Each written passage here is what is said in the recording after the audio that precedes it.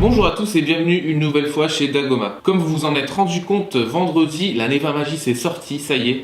Par contre, on n'a pas oublié les possesseurs de la Neva première du nom et on vous met à disposition un firmware pour gagner quelques fonctionnalités de la Neva Magis sur votre Neva actuelle.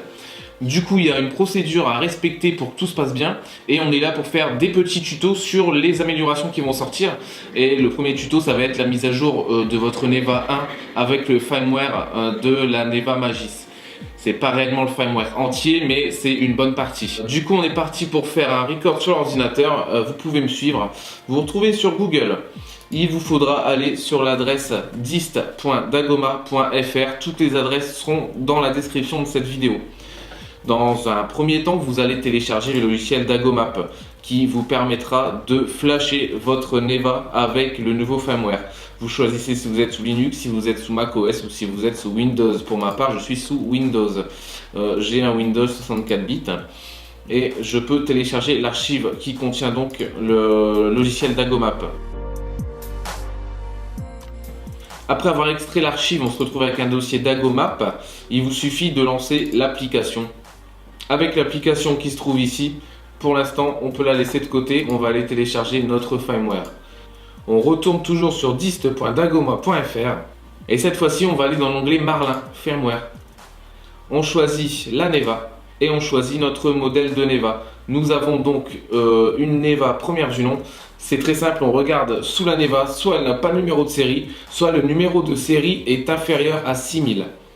On est sûr que nous avons le bon modèle, on peut télécharger le firmware en .exe.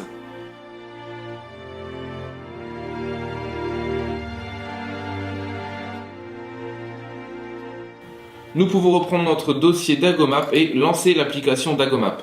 Nous pouvons cliquer sur « Je configure mon imprimante ». J'ai bien retiré la carte mémoire, l'imprimante allumée, vous cochez toutes les options. Vous choisissez votre machine, en l'occurrence la Neva. On vous demande de connecter l'ordinateur à la Neva. La Neva est en cours de détection. Le logiciel prépare. Voilà, le logiciel a détecté la Neva. Il ne vous reste plus qu'à aller chercher votre fichier .exe dans votre dossier de téléchargement, d'appuyer sur le bouton flasher et au bout de quelques secondes, votre Neva sera enfin mise à jour avec votre nouveau firmware. Donc la mise à jour s'est déroulée avec succès. On peut débrancher les câbles de l'ordinateur et de l'imprimante et on va pouvoir faire une calibration. Cette étape est très importante pour valider la mise à jour du firmware. Le cache de la carte mère ayant été vidé, si vous ne recalibrez pas impérativement votre imprimante, elle ne fonctionnera pas. Elle va certainement vous émettre un flash continu au niveau du bouton, ce qui signifiera qu'elle veut justement une calibration. Je vous rappelle, pour calibrer l'imprimante, on appuie sur le bouton, on la branche et on attend que la tête se mette en mouvement.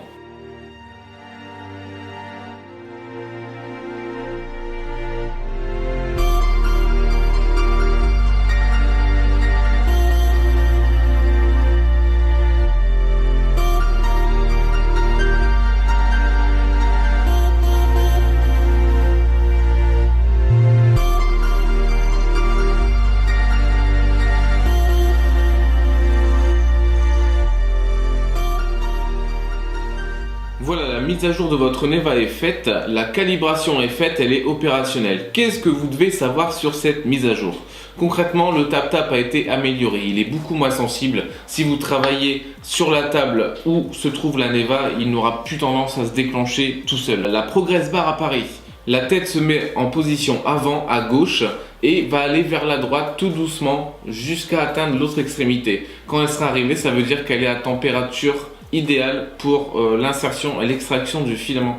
Et enfin, le port USB a été ouvert. Vous pouvez maintenant lancer vos impressions depuis soit votre ordinateur, soit un autre support tel que Octoprint. Donc j'espère que ce tuto mise à jour du firmware de votre Neva vous a été utile et surtout efficace. N'hésitez pas à nous le dire en commentaire surtout et n'hésitez pas à nous poser des questions si vous avez le moindre souci.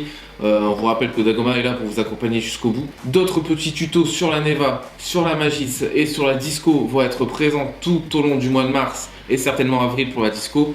Vous pourrez retrouver tous ces petits tutos dans la playlist Petit Tuto by Dagoma. Donc je vous dis à très vite cette semaine pour un deuxième petit tuto. Ciao!